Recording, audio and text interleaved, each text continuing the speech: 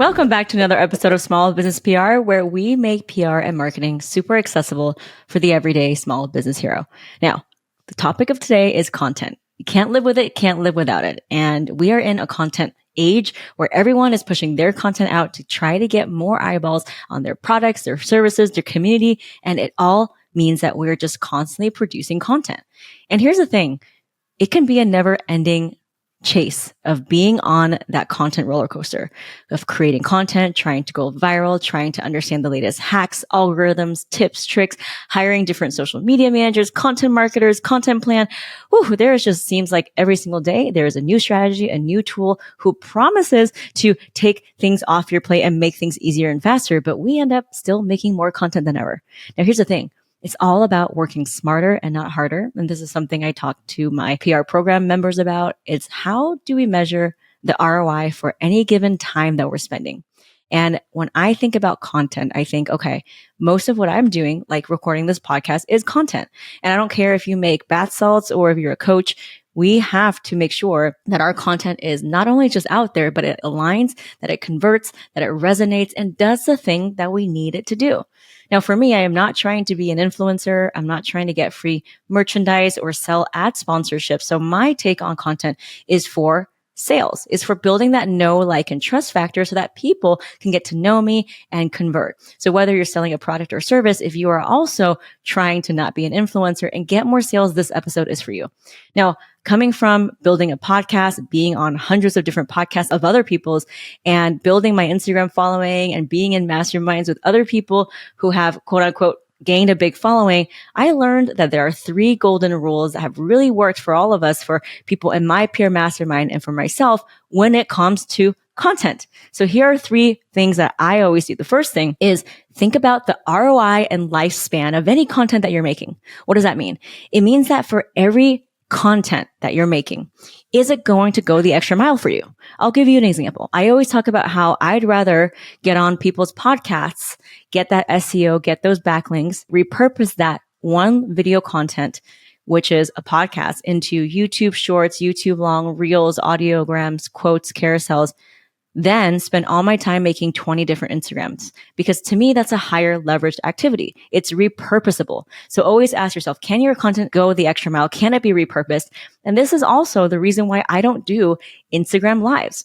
Because here's the thing about Instagram lives. The chances of someone catching you live is pretty rare because everyone's busy. It's not announced, right? And even if you announce it, the chances are, okay, then maybe they'll be live, but Instagram is such a short attention span medium that they're probably going to click out of it. And here's the thing, even if they do catch you live, let's say you did all the reminders, they're on live. If they miss any part of your beginning, they're probably going to drop off because there's no context.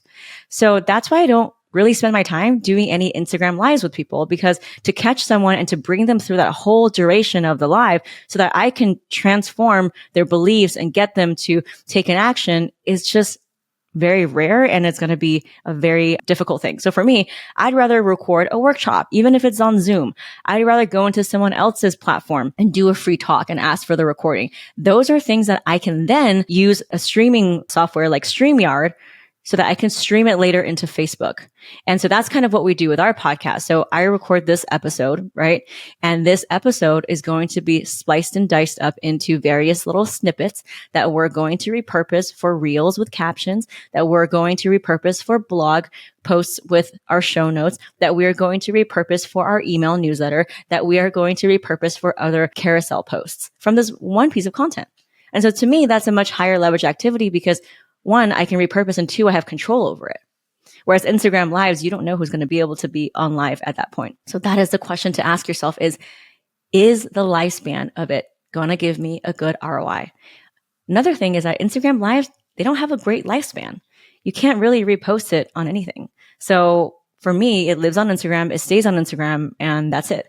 Whereas if I record it natively on my own application, on my own desktop, or if I get the recording from being on someone else's, I have that asset, then I can repurpose and stream however I want. There are so many different streaming platforms. There's so many different ways that you can automatically repurpose and schedule your content with Hootsuite and later. So that I'd rather do that all day. That's the first golden rule. The second golden rule for making content work for you, again, we are not out here trying to just make content endlessly. I am not getting paid as a content creator. So I need my content to work for me. The second way to make your content work for you is to think about having a long form content. Because remember, if you have a long form content that you start the week or month with, whether it's a long form newsletter, whether it's a blog, whether it's a podcast episode, whether it's a video recording, at least 10 minutes long, then you have something to work with that then you can repurpose for social media. I'd rather do that all day and have control by splicing up long form content than starting natively from scratch and make 20 different reels hoping it'll go viral.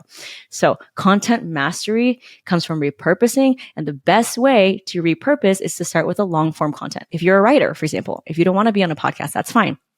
If you write an email to your newsletter, and by the way, the money is on your list, so make sure that you are cultivating your email list, making sure that you're emailing your email list.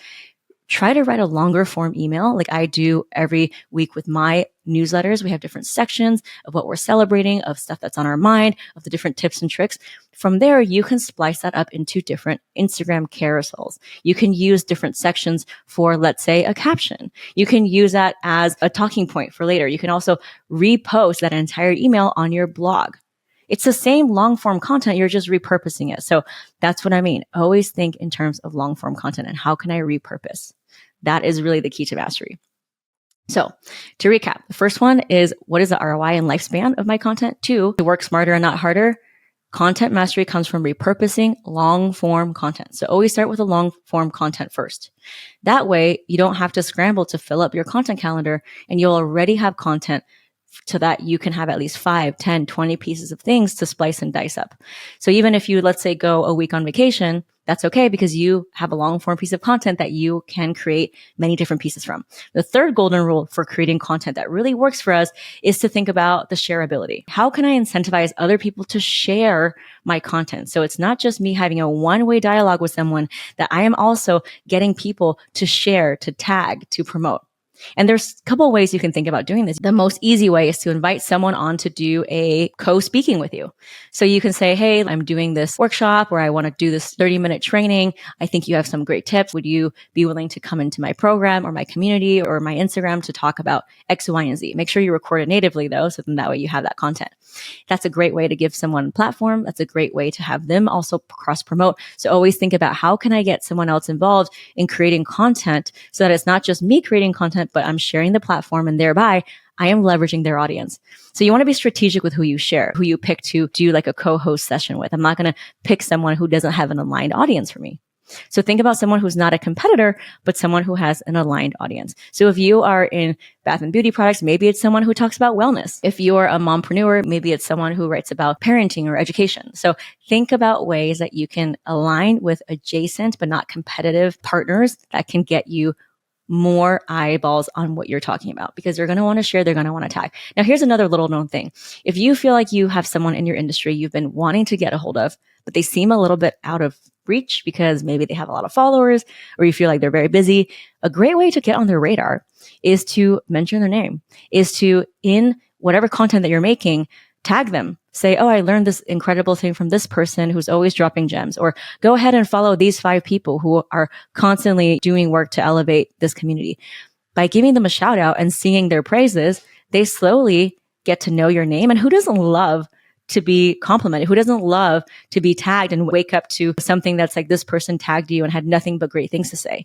So that's also a little trick. If you want to get on the radar of someone who's a little bit out of reach, is to tag them, is to mention them, talk about their work, whether it's a quote, whether it's a book they shared, whether it's anything from their content. It's a great way. So this is a short and quick episode.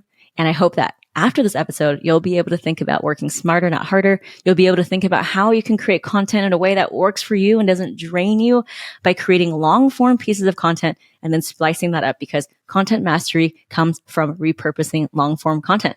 As always, thank you so much for listening. If you know any small business heroes who can benefit from this podcast episode or overall this podcast, please send them to listen to this podcast. That's the only way people can find out more about it. And thank you so much for being here. Please rate and subscribe and leave me a review so I know exactly what you think of this episode. Thank you.